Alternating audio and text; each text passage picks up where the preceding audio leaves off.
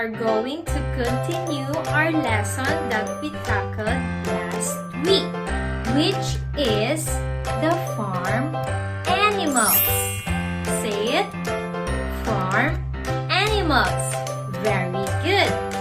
Okay, last week we talked about examples of farm animals and food and things that we can get from farm animals.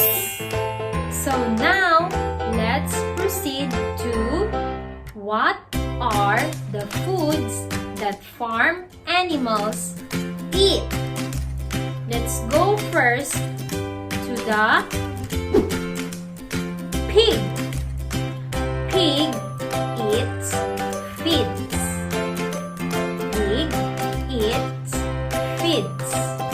Next one. Goat.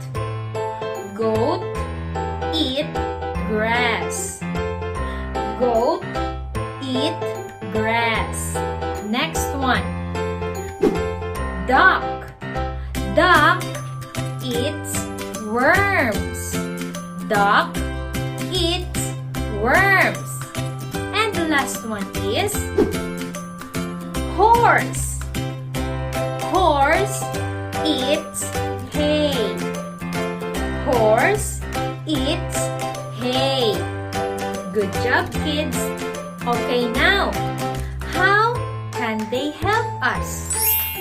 Okay, the first thing is horse help in carrying heavy things.